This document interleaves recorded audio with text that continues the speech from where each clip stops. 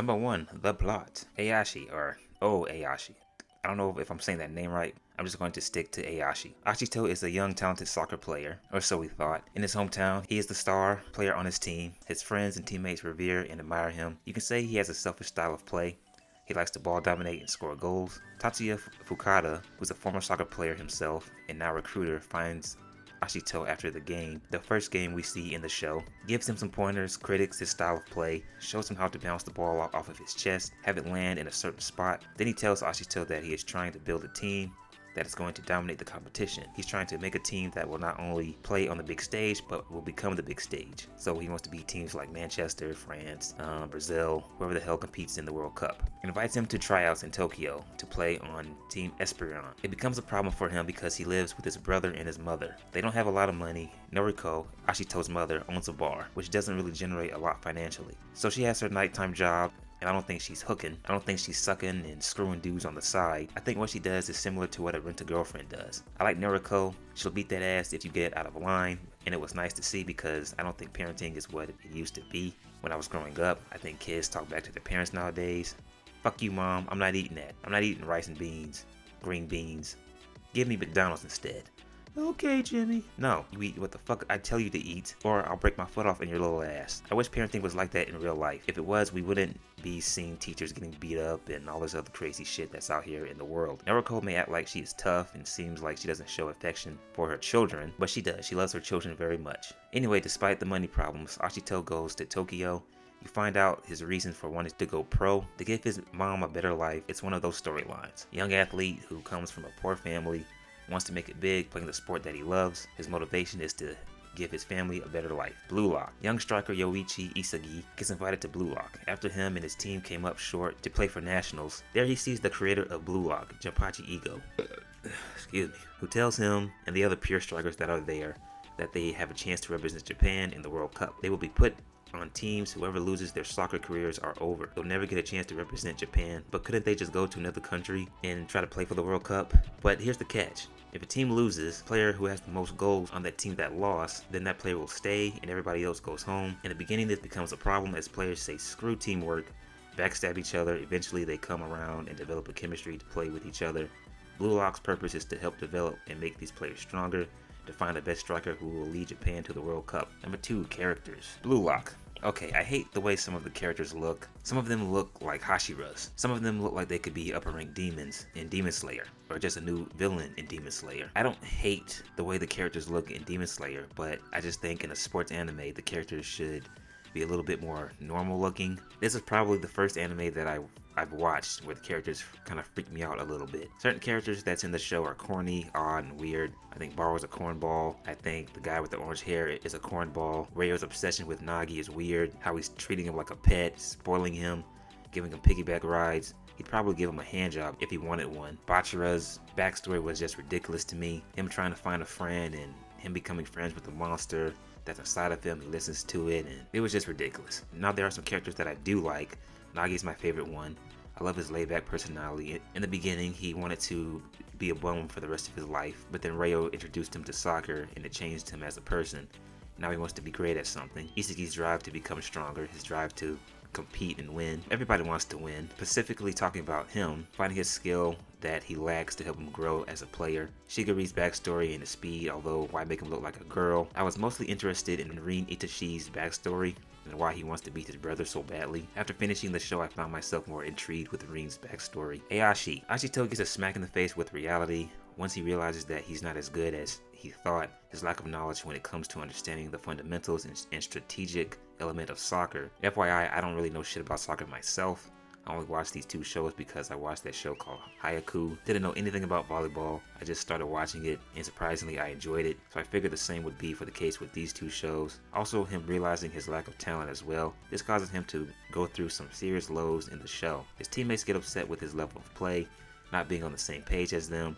Fukada putting him at defender It hinders his opportunities to score. Seeing Ashito overcome his disappointment by working on his craft. As far as the other characters go, you'll find out more about their backgrounds as well. I'll touch on more about how I feel about the characters in a little bit. And number 3, the animations. Blue Lock, the matches in Blue Lock are for the most part donkey shit. When someone makes a play on the ball, if he steals the ball from another player, a steal shot or a screenshot, whatever you want to call it, will appear up on the screen, and then the player will start running down the field. All of a sudden, a player sprints, activates his superpower or weapon, uses it to get by a defender. It'll be another still shot or screenshot, and then the ball handler will glide forward. Then at times during the show, it'll consistently go to these video game graphics, these 2D or 3D graphics or CGI graphics, which I did a little research on the CGI in anime, and apparently it's kind of a major thorn in anime's fans' backsides. The ball will get kicked to someone, all of a sudden it'll go to these graphics.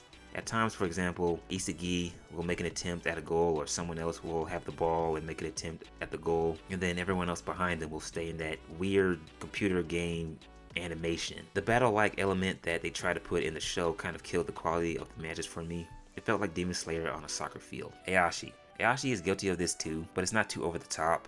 It has some normalcy to it. Yes, Ashito has this ability to see the field clearly and predict what's going to happen and set his teammates up for goals to be scored. When he does activate it, these crows appear, and at one point the crows started talking to each other, and I'm like, okay. For the most part, the matches in the show are good. It feels normal, and that's okay. It's okay to have a normal anime where people are doing normal stuff, specifically when it comes to sports animes. Not everyone has to be disappearing and reappearing, jumping 20 feet in the air and standing in the air for like 5 minutes. Also, both shows are guilty of over-explaining things. If a player is about to kick the ball or is running with the ball or just has the ball and is standing in one spot, he'll talk for like 5 minutes about what's going to happen or what the other team is doing, and no one steals the ball, right? Rarely does the ball get stolen. Now, which show is better? Which show came out on top? I have to give it to Ayashi in an upset. The final score being 2-1. As far as the plot goes, I gave it to Blue Lock. I like the plot of the show. Japan is so desperately trying to find their superstar player that they round up a bunch of young talented strikers, have them compete and fight for their soccer careers. While they are at Blue Lock, they become stronger with each new obstacle that they face. The characters, I gave it to Ayashi. I enjoyed seeing Ashito face the downfalls in the show. The show did a great job of having Ashito sort of rebuild himself completely as a soccer player and to understand the game a lot better. I would say he had a tougher road to becoming a better player than Isagi did, even though Isagi had his flaws too. I just thought that Ashito had a more difficult challenge to becoming stronger than Isagi. Isagi seemed like he was already established as a player a little bit, in my opinion. Like, I would say his soccer IQ was a lot better than Ashito's. The other characters in Ayashi were good too. Hana, who is the stepsister of Tatsuya, she enjoys the sport of soccer, loves watching Ashito play because he reminds her of her favorite player. She wants to study in sports medicine. She makes Ashito these meal plans. The relationship between Ashito and Hana comes off natural between the two, almost as if they've known each other their whole lives. It's not just Ashito that has its downfalls in the show. Pretty much a good portion of the characters who play a significant role in the show have their struggles. For example, Tachibana, who struggles to make goals in the show.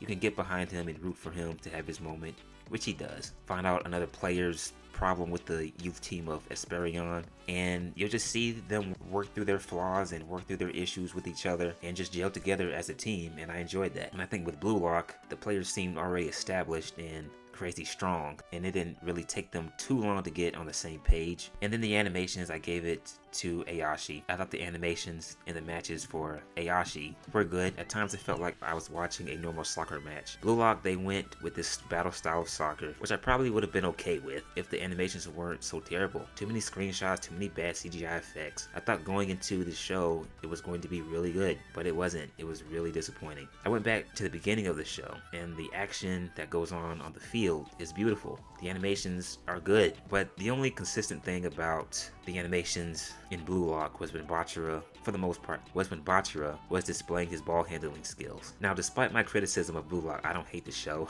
I don't really hate it. I just look at it as a few tweaks here and there, and it'll be great. There are some things that I'm interested in. I do like some of the characters. I like some of the characters' backgrounds and their reasoning for playing soccer. I am curious and a bit anxious to see what happens next season. Which player is going to, disappearing and reappearing, and who's going to freaking run at 250 miles per hour. I also like the competitive aspect of the show. When Isagi's team lost, and his coach is like, there's no shame in losing, and you guys play hard, da da da da.